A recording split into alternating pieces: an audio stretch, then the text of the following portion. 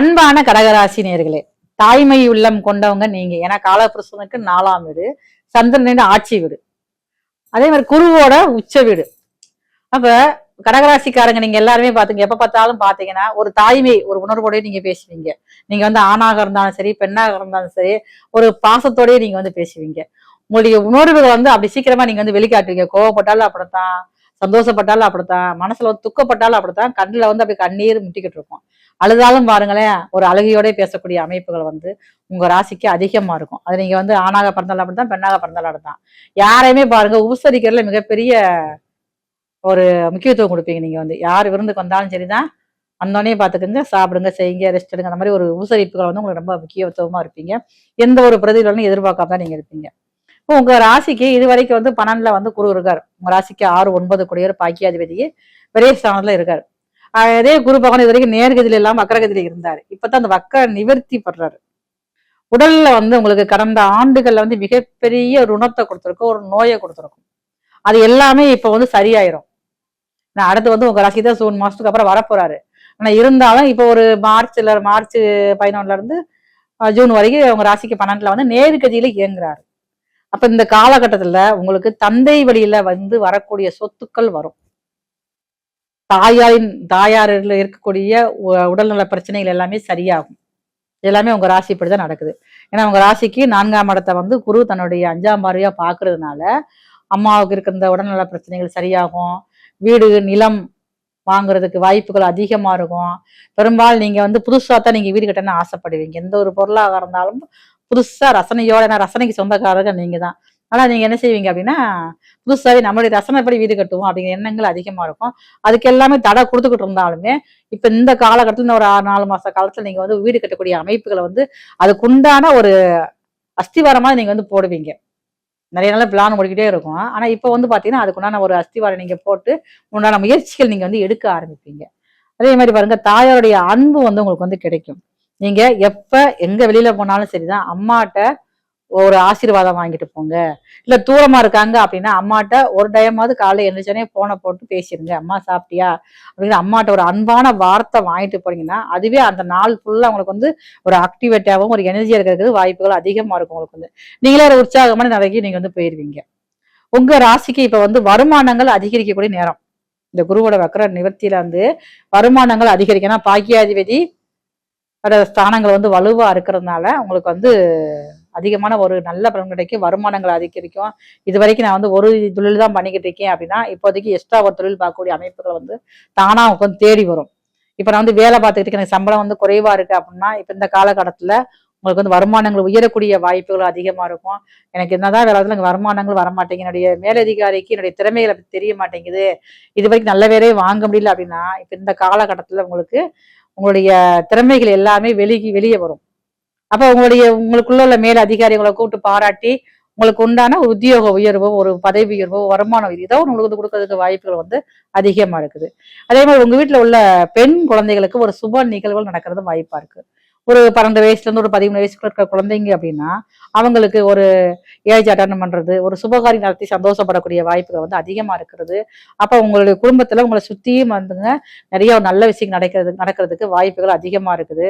ஊர் விட்டு ஊர் போறது, இல்ல நான் வெளியூர்ல இருக்கிறேன் எங்க அம்மா பக்கத்துல வரணும்னா அதெல்லாம் வாய்ப்புகள் அதிகமா இருக்கு. இடம் விட்டு இடம் மாறுறது எல்லாமே நல்ல அமைப்பாக இருக்குது. இந்த காலத்தை நீங்க பயன்படுத்திக்கணும்.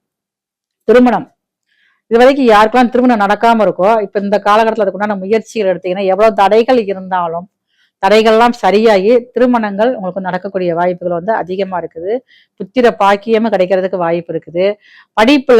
படிக்கிற மாணவர்கள் தான் சரிதான், கல்லூரியில் படிக்கும் மாணவர்கள் இருந்தாலுமே அப்படித்தான் இந்த காலகட்டத்துல படிப்புல முழு கவனம் நீங்க செலுத்தணும். ஏன்னா அவங்க ராசிக்கு 4ஆம் இடத்தை குரு பாக்குறதுனால உங்களுடைய மனசு ஏதோ ஒரு புதிய பழக்கத்துக்கு அடிமையாகிறதுக்கு வாய்ப்பு அதிகமா இருக்கு. அதனால ஃப்ரெண்ட்ஷிப்போட சேர்ந்து எங்கேயும் வெளியில நீங்க ஊர் சுத்தாதீங்க. பள்ளிக்கூடமோ இல்லைன்னா காலேஜே முடிஞ்சது அப்படின்னா நேரடியா போய் வீட்டுக்கு போயிடணும். வெளியில எங்கேயும் போறா அப்படின்னா வீட்டுல உள்ள பேரண்ட்ஸோட போறப்பதான் உங்களுக்கு எந்த ஒரு பிரச்சனையும் வராம இருக்கும்.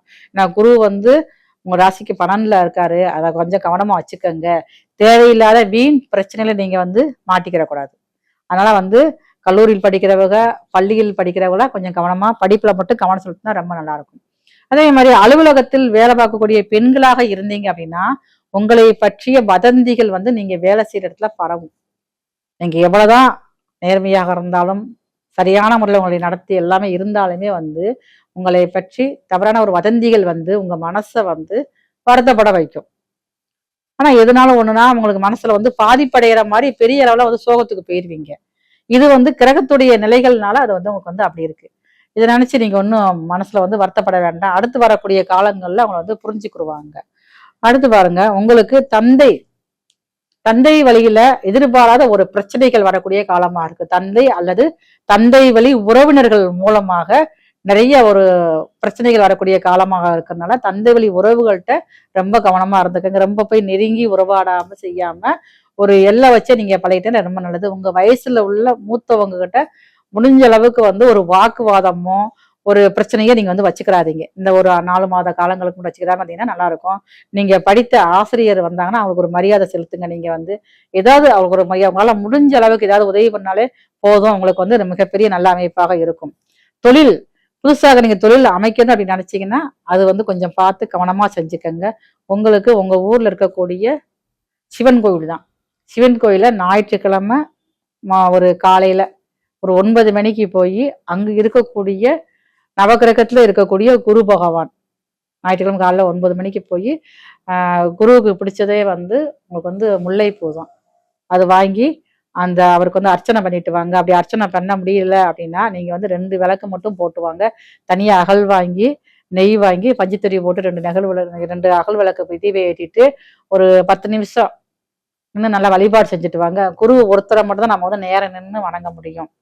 அப்படிங்கிறப்ப நீங்க இன்னும் வழிபாடு செஞ்சுட்டு இருந்தீங்கன்னா இந்த குரு வக்ர நிவர்த்தி ஆனவிட்டு நேர்கதியில் இயங்குறப்ப மிகப்பெரிய நல்ல உங்களுக்கு நிலைமையில கொண்டு வருவாரு. நம்ம சொல்ற அந்த ராசி பலன் எல்லாமே பாத்தீங்கன்னா இது வந்து பொது பலன்கள் மட்டும்தான். தனிப்பட்ட முறையில உங்களுடைய சுய சாதகத்தை நம்ம வந்து அலசி ஆராய்ஞ்சு பார்த்து சொல்றது உங்களுக்கு வந்து 100% பெர்ஃபெக்டா இருக்கும். ஆனா இதுலயும் பாருங்களேன், நிறைய பேர் வந்து நிறைய எனக்கு வந்து கமெண்ட்ல சொல்லுவாங்க, போன்ல சொல்லுவாங்க, ஒரு சில விஷயங்கள் நடக்குது செய்யுது அப்படிம்பாங்க.